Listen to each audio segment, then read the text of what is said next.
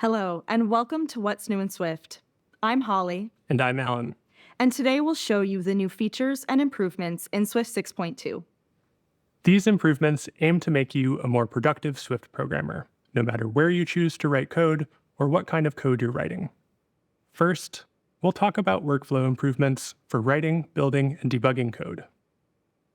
Then we'll cover new library APIs for fundamental programming tasks. We'll also show you how Swift can be adopted at every layer of the software stack. Finally, we'll explore new language features that make concurrency more approachable and help you achieve peak performance when you need it. All of the changes we'll cover today were developed together in open source.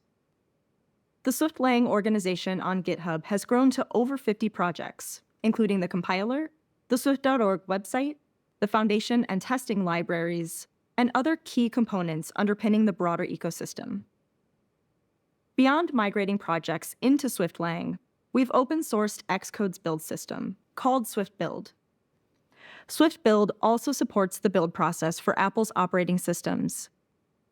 There's an active open-source effort to adopt Swift Build as the Swift package manager's low-level build system. This will unify the build engine between Xcode and the swift.org toolchains. You can read more about Swift Build in the blog post on the next chapter in Swift Build Technologies. One of the newest members of the swiftlang project is a version manager called Swiftly.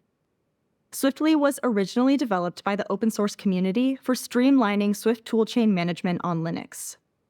Swiftly now supports macOS, and the 1.0 release is available on swift.org.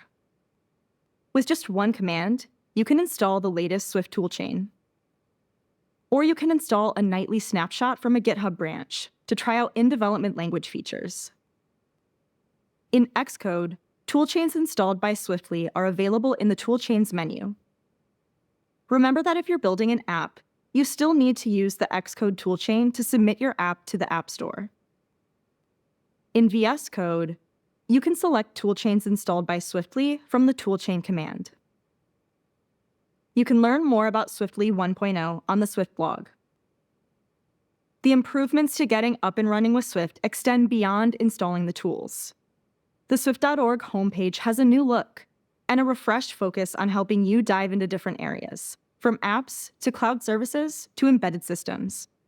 This work is in collaboration with the Swift website workgroup. Getting started with Swift has never been easier. Alan will show you how Swift 6.2 brings more flexibility to create a development environment that works for you. Thanks, Ollie. This year's Swift release is full of improvements to development workflows, and you'll benefit from them no matter how you choose to write Swift code. These enhancements cover a wide range of workflows, including writing code, building, and debugging. Let's start by taking a look at what's new for you this year if you develop in VS Code.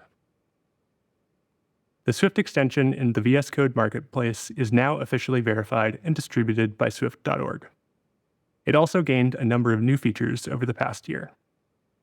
The first is background indexing. In Swift 6.1, we enabled background indexing by default for Swift PM projects in VS Code and other IDEs. This allows editor features like jump to definition to stay up to date as you make changes to your project. Code completion results in VS Code are now more relevant, thanks to improvements made to SourceKit LSP. Debugging has also been simplified. LLDB support is now included automatically when you install the Swift extension. The latest version of the extension also includes a new project panel, which makes it easy to find your package's dependencies, targets, and tasks. Finally, the VS Code Swift extension also has a new way to view your project's documentation. You can bring up a doc.c preview side by side with your code, and it will update live as you type. The VS Code Swift extension is developed in open source, and you can find it on GitHub in the swiftlang organization. Now, let's talk about some improvements to building Swift code that are available to you everywhere. One of the most important aspects of your productivity is the performance of your tools. Swift 6.2 significantly improves clean build times for projects that use macro-based APIs. To see how, let's say you have a project that uses a macro from an imaginary package called Stringify. Previously, in order to build your projects, Swift PM first had to fetch the sources of Swift syntax, which is a library that powers macros. Then it would build Swift syntax, build the Stringify macro plugin, and finally build your code. While the build of Swift syntax could be cached, it still lengthened the time needed to perform a clean build. This can be especially noticeable in a continuous integration environment. To speed up your build, the latest releases of Swift PM and Xcode support pre-built Swift syntax dependencies. This completely eliminates an expensive build step, and for some projects, it reduces clean build times by minutes. If you own a package that provides macros, your clients will be able to take advantage of this optimization as long as the package depends on a tagged release of Swift syntax. Your productivity isn't always just about build performance, though. Sometimes trying to resolve issues found by the compiler is what slows you down. For example, when you write concurrent code in the Swift 6 language mode, the compiler may detect potential data races that you need to prevent. This error is identifying something important, but that doesn't mean it's obvious how to solve it. That's why in Swift 6.2, we've begun expanding the documentation available for many categories of diagnostics. These extended explanations of common warnings and errors help you understand the problem and give you concrete solutions. You can access the documentation from your IDE and online at swift.org. Having control over how diagnostics behave can also be important. For example, to keep code free of warnings, you might use the warnings as errors setting. This works well for warnings that are simple to address, but some warnings, like those for deprecated APIs, you may not want to be forced to resolve immediately. Swift 6.2 gives you the flexibility to decide which warnings to treat as errors. For example, you could decide to treat all warnings as errors by default, but make an exception for deprecated declarations. On the other hand, if you're only interested in preventing some categories of warnings, you can just promote those warnings to errors instead. Adding controls for compiler warnings was a great example of a community-driven effort to improve Swift for all developers. Thank you to the proposal authors and everyone who participated in the discussions on the forums. Finally, let's take a look at a few great improvements to debugging in Swift 6.2. In this release, we've greatly improved the experience of debugging asynchronous code. As you step through code running in a Swift task, LLDB now follows execution into asynchronous functions, even if that requires switching between threads. The debugger's understanding of Swift's task-centric model allows it to show you which task is executing. You can even name a task to make it easier to identify. Task names will also appear in instruments profiles that are recorded with the Swift concurrency template. You can also use new commands like Swift task info to get more information about the currently executing task, such as its priority and child tasks. Lastly, your debugging sessions will be more responsive this year, thanks to explicitly built modules, which is a build system feature that enables parallelism and reuse when building module dependencies. Prior to explicitly built modules, the Xcode build and debugger would use completely separate module graphs. Now, the debugger is able to reuse the modules from the build. That means that the first time you run P or PO in the debugger, the command will evaluate much faster because type information is immediately available. Explicitly built modules are enabled by default in Xcode 26. Those are just some of the tooling improvements that we've made to Swift this year. Next, I'll take you through some important updates we've made to the core Swift libraries that you use every day. Libraries help you with all kinds of tasks, and Swift's core libraries provide essential building blocks for writing Swift code. Swift 6.2 modernizes more of Foundation's API surface, and it provides new APIs to streamline everyday programming tasks. To improve the experience of using Swift for scripting tasks, the Foundation Workgroup introduced a new package with APIs for launching a subprocess. You start by adding and importing the new subprocess package. Then, you launch a subprocess by calling the run function and awaiting the result. If you provide a string with the process name, the run method will look up the executable based on the path environment variable. In most cases, You'll launch a subprocess using a file path to specify the full path to an executable. When the subprocess terminates, you can inspect the exit status, the standard output, and other information about the process execution. The subprocess library has many more capabilities that give you fine-grained control over process execution, platform-specific configuration options, and more. You can explore the full API surface in the Swift subprocess repository. The package is in version 0.1, and feedback from your adoption will inform the API that is released in version 1.0. The Foundation workgroup also improved everyday APIs used most commonly in app projects. Responding to notifications from UIKit is very common in iOS apps, but the code to observe a notification is prone to mistakes. First, you have to be careful to register for a notification name that the object supports posting.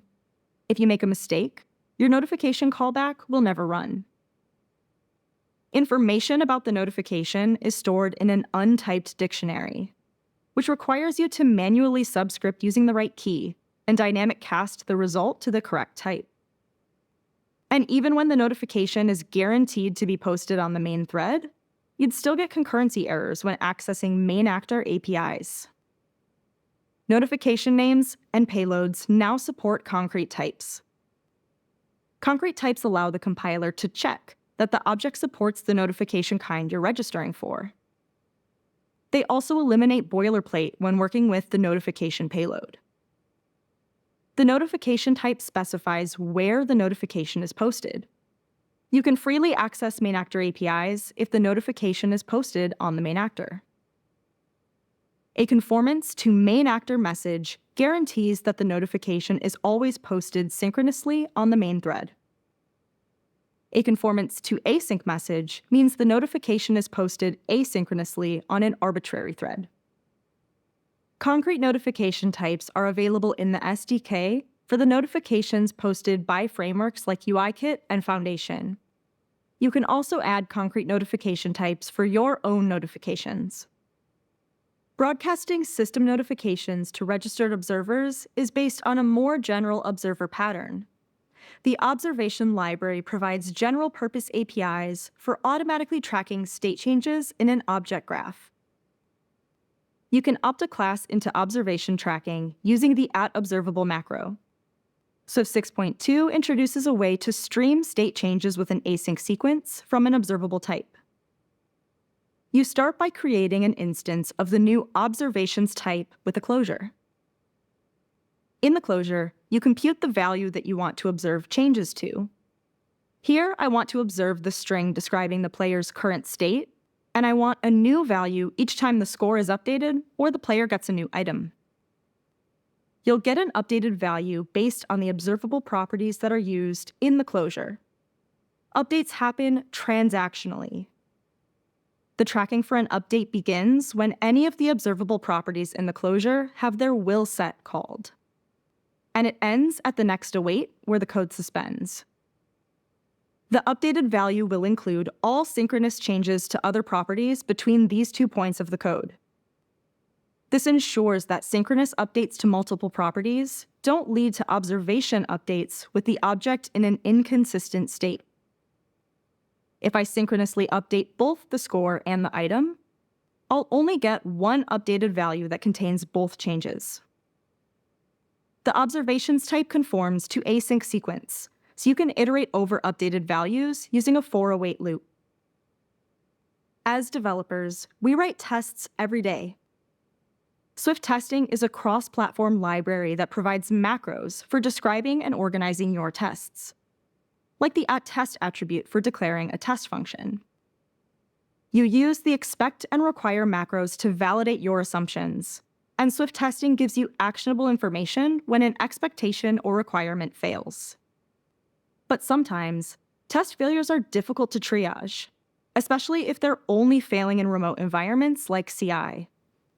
Understanding a test failure might require more context about the data used by the test. Swift 6.2 introduces custom attachments to help you diagnose test failures. You can add an attachment to a test by calling the attachment.record method. You can attach library types like data and string, and you can implement attachment support for your own types by conforming to the attachable protocol. Swift 6.2 also supports exit tests, allowing you to test code that you expect to terminate under certain conditions. For example, if you write a function that validates assumptions about input parameters through preconditions, you can write a test case that will succeed when the precondition fails. You write an exit test by passing the process exits with argument to expect or require. When you write an exit test, Swift testing will launch a new process to run your test, and you can validate that the process exits successfully with a specific exit code or signal, or with any failure status. These general-purpose libraries allow you to write and test portable Swift code throughout your project, even beyond your application code. At Apple, we use Swift throughout our entire software stack. We use it for firmware, apps and frameworks, and large-scale web services. You can take advantage of improvements in Swift 6.2 when writing code for embedded devices, security-critical components, and servers. You'll also be able to target a few new platforms. Let's start at the bottom of the stack with Embedded Swift. Embedded Swift is a subset of Swift that allows you to write code targeting the most constrained environments, like firmware for embedded devices and operating system kernels. It's a compilation mode that supports core Swift features like value and reference types, closures, optionals, error handling, generics, and more. At Apple, we're using Embedded Swift in some of the lowest level software running on the iPhone. For example, in iOS 26, Embedded Swift runs on the coprocessor that manages access to the shared memory pages between the CPU and GPU. If you want to try out Embedded Swift, you can learn more by watching Go Small with Embedded Swift. Swift 6.2 expands Embedded Swift with new capabilities. It now covers Swift's full string APIs, including string interpolation. Swift's anytypes, which can represent values of types conforming to a protocol, are also now available whenever the protocol is constrained to class types. The Swift standard library is also gaining inline array and span, which are two new APIs for efficiently working with regions of memory. These types, which Holly will cover in more detail later, are perfect for the kind of performance-sensitive code you often find in embedded programs. As Embedded Swift has become increasingly capable, the community has been busy creating examples that you can use to get started on your own embedded projects. Check them out on GitHub in the Swift Embedded Examples repository. One of the benefits of Embedded Swift is that it allows you to write low-level software in a language that is memory-safe by default. Memory-safe code is more secure, and we've been working on making Swift even better for code with the strongest security requirements. Sometimes you need to write code to accomplish something that is fundamentally unsafe. When integrating with a dependency written in C, for example, it's common to use an API that takes pointers. In security-critical contexts, unsafe code should be avoided whenever possible. If it can't be avoided, though, it should be easy to identify. That's why we've introduced a new opt-in feature in Swift 6.2 called Strict Memory Safety. This mode requires that all uses of unsafe APIs be acknowledged explicitly in source code. The annotations the mode requires help you identify which parts of your code need extra attention from a security perspective. Along with this new mode, Swift 6.2 also supports new annotations for C and C++ headers that cause APIs to be imported into Swift using safe, ergonomic types like span. To learn more about the new interoperability features, check out Safely Mix C, C++, and Swift. In Apple's operating systems, we're adopting strict memory safety in two security-critical components: WebKit and a subsystem of the Messages app that parses incoming messages and attachments. Both of these components handle untrusted input, which makes it especially important to limit the use of unsafe APIs. Now, let's check in on how Swift is being used in the server ecosystem. Swift plays a big role in our services at Apple. Every second, millions of requests are processed by backend services that are powered by Swift. One of those services is responsible for alerting users about passwords that are compromised because they've been found in data breaches.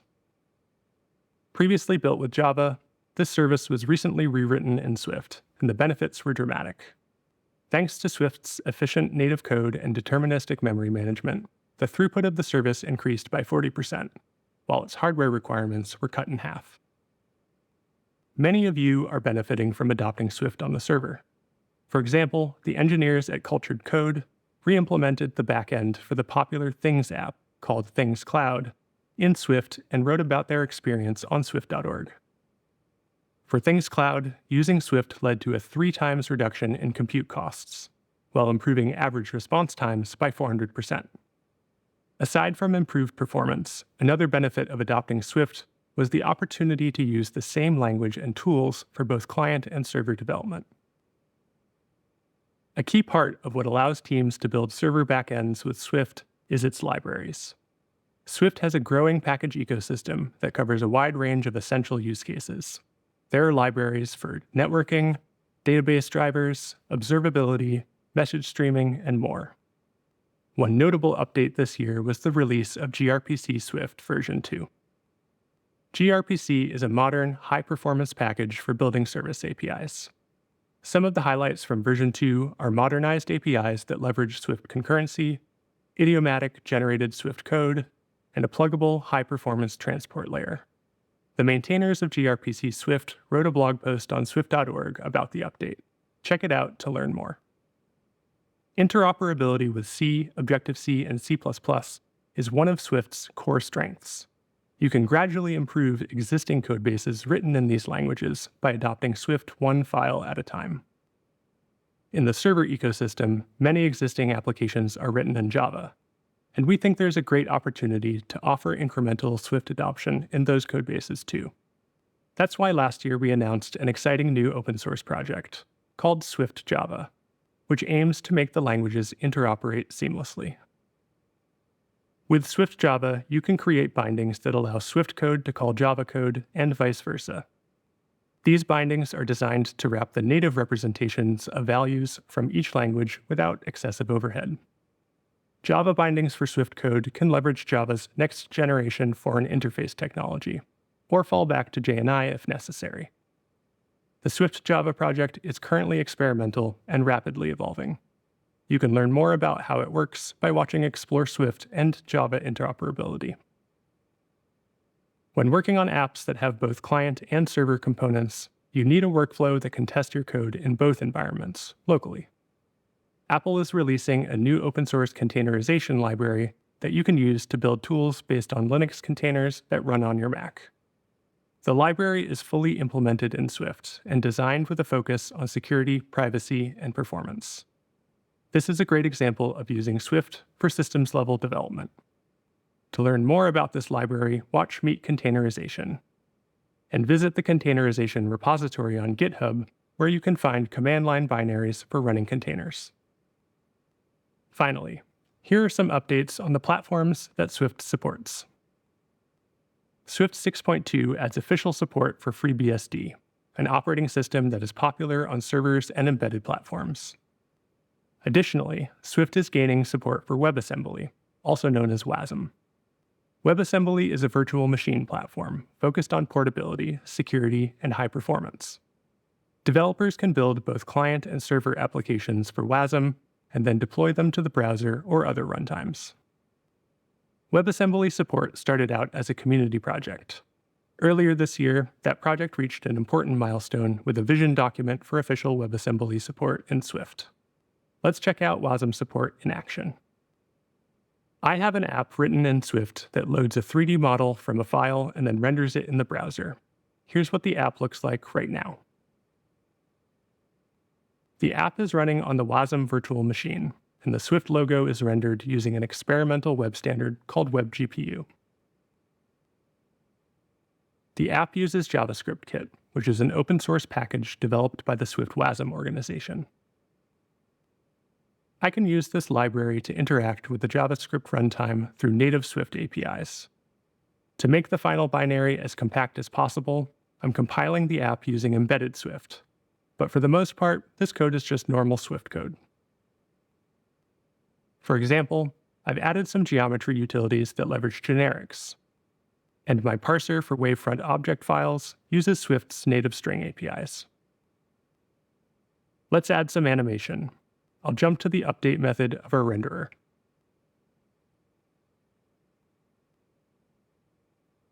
To give the model some spin, the logo's rotation needs to be updated on each frame.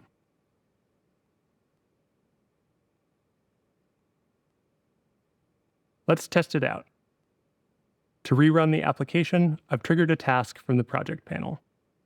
The task is configured to invoke Swift build to compile the WASM app. It then makes the binary as small as possible by running a few minimization tools on the build output. Finally, it starts a web server to host the content. That looks great. The heart of Swift being a great choice throughout the software stack is that it's a great language. Swift prioritizes safety and ease of use by default, while still providing tools for advanced programmers to write complex code and tune it for maximum performance. And you can learn about language features as you need to, so you can start small and dive deeper into advanced features when you're ready.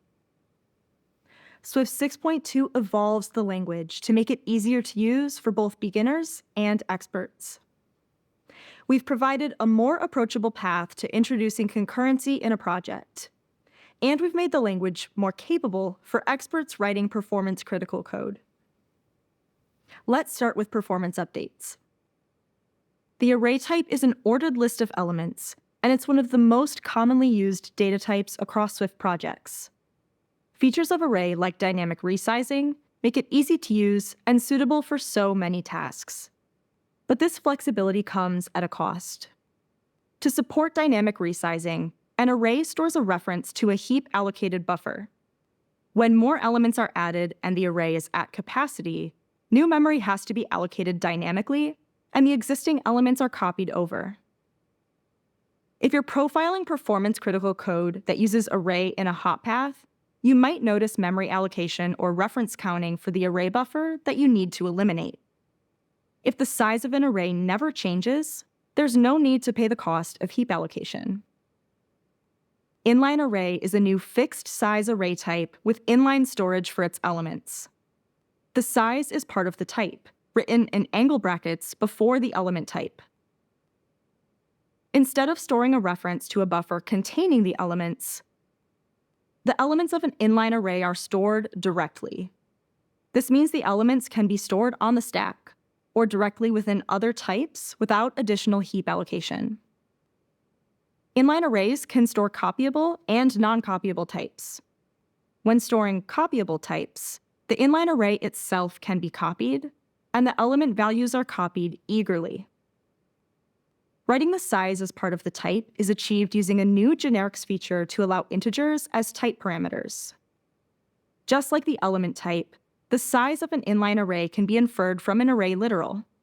If you write an inline array of 1, 2, and 3, the type is inferred as an inline array of 3 ints. Knowing the size of an inline array at compile time also enables more optimizations, like eliminating bounds checking when the index is less than the size. A container type often needs to provide direct access to its underlying storage. This is useful for performing local processing over contiguous memory without needing to know the layout of the original container. For example, a function might want to allow operating directly over the contiguous storage of an array or an inline array. Before Swift 6.2, the common solution was to drop down to unsafe pointers, which are efficient but are fundamentally unsafe and prone to mistakes. The new span type is an abstraction that provides fast, direct access to contiguous memory without compromising memory safety. The standard library provides a span property for all container types that have contiguous storage for their elements, including array, array slice, inline array, and more. Span maintains memory safety by ensuring that the contiguous memory remains valid while you're using the span. These guarantees define away the memory safety problems inherent to pointers, including use after free and overlapping modification. They're checked at compile time with no runtime overhead. For example, modifying the original container will prevent access to the span afterward. After the modification, you can't access the span variable again. A span also can't outlive the original container. This is called a lifetime dependency, and it prevents the underlying storage from being destroyed while it can still be accessed through the span. To learn new ways of controlling performance with inline array and span, watch Improve Memory Usage and Performance with Swift. To learn more about understanding the performance characteristics of your Swift code, check out Explore Swift Performance. Another aspect of performance is responsiveness, when a program needs to perform multiple tasks at the same time. Concurrent programming is hard because sharing memory between multiple tasks is prone to mistakes that lead to unpredictable behavior. Data array safety in Swift 6 prevents these mistakes at compile time, so you can write concurrent code without fear of introducing hard-to-debug runtime bugs. But in many cases, the most natural code to write is prone to data races, leading to compiler errors that you have to address. A class with mutable state, like this photo processor class, is safe as long as you don't access it concurrently. It has an async method to extract a sticker by computing the subject of the given image data. But if you try to call extract sticker from UI code on the main actor, you'll get an error that the call risks causing data races. This is because there are several places in the language that offload work to the background implicitly, even if you never needed code to run in parallel. Swift 6.2 changes this philosophy to stay single-threaded by default until you choose to introduce concurrency. The language changes in Swift 6.2 make the most natural code to write data race-free by default. This provides a more approachable path to introducing concurrency in a project. When you choose to introduce concurrency because you want to run code in parallel, data race safety will protect you. First, we've made it easier to call async functions on types with mutable state. Instead of eagerly offloading async functions that aren't tied to a specific actor, the function will continue to run on the actor it was called from. This eliminates data races because the values passed into the async function are never sent outside the actor. Async functions can still offload work in their implementation, but clients don't have to worry about their mutable state. Next, we've made it easier to implement conformances on main actor types. Here I have a protocol called exportable, and I'm trying to implement a conformance for my main actor sticker model class. The export requirement doesn't have actor isolation, so the language assumed that it could be called from off the main actor, and prevented sticker model from using main actor state in its implementation. Swift 6.2 supports these conformances. A conformance that needs main actor state is called an isolated conformance. This is safe because the compiler ensures a main actor conformance is only used on the main actor. I can create an image exporter type that adds a sticker model to an array of any exportable items, as long as it stays on the main actor. But if I allow image exporter to be used from anywhere, the compiler prevents adding sticker model to the array because it isn't safe to call export on sticker model from outside the main actor. With isolated conformances, you only have to solve data array safety issues when the code indicates that it uses the conformance concurrently. Global and static variables are prone to data races because they allow mutable state to be accessed from anywhere. The most common way to protect global state is with the main actor. And it's common to annotate an entire class with the main actor to protect all of its mutable state, especially in a project that doesn't have a lot of concurrent tasks. You can model a program that's entirely single-threaded by writing @mainActor on everything in your project. To make it easier to model single-threaded code, we've introduced a mode to infer main actor by default. This eliminates data array safety errors about unsafe global and static variables, calls to other main actor functions like ones from the SDK, and more, because the main actor protects all mutable state by default. It also reduces concurrency annotations in code that's mostly single-threaded. This mode is great for projects that do most of the work on the main actor, and concurrent code is encapsulated within specific types or files. It's opt-in, and it's recommended for apps, scripts, and other executable targets. Offloading work to the background is still important for performance, such as keeping apps responsive when performing CPU-intensive tasks. Let's look at the implementation of the extract sticker method on photoprocessor. It first checks whether it already extracted a sticker for an image, so it can return the cached sticker immediately. If the sticker hasn't been cached, it extracts the subject from the image data and creates a new sticker. The extract subject method performs expensive image processing that I don't want to block the main actor or any other actor. I can offload this work using the @concurrent attribute. @concurrent ensures that a function always runs on the concurrent thread pool, freeing up the actor to run other tasks at the same time.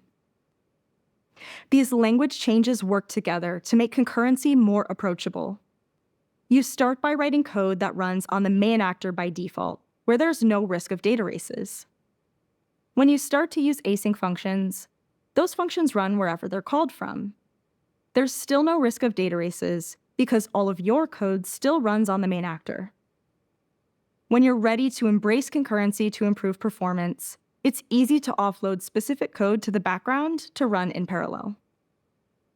If you're interested in learning more about using concurrency in practice, check out Elevate an App with Swift Concurrency.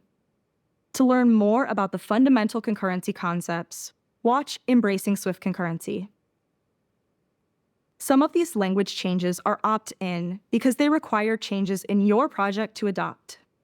You can find and enable all of the approachable concurrency language changes under the Swift Compiler Concurrency section of Xcode build settings.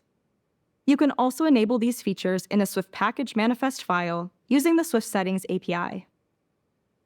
Swift 6.2 includes migration tooling to help you make the necessary code changes automatically. You can learn more about migration tooling at swift.org/migration. These concurrency improvements were shaped by your feedback on adopting data race safety in your projects. Whether you reported a bug, asked a question about a concurrency error you didn't understand, reviewed an evolution proposal on the forums, or authored language changes yourself, your input made a difference. Thank you for helping make concurrency more approachable for everybody. If you want to get involved in improving Swift, join us on the forums at swift.org. Everyone is welcome to participate in pushing the language and the ecosystem forward, and we'd love to hear about your own projects in the Community Showcase section. You can also use the forums to stay up to date with everything happening in Swift, whether it's conferences, meetups, social media, and more. Thanks for joining us today, and we'll see you on the forums.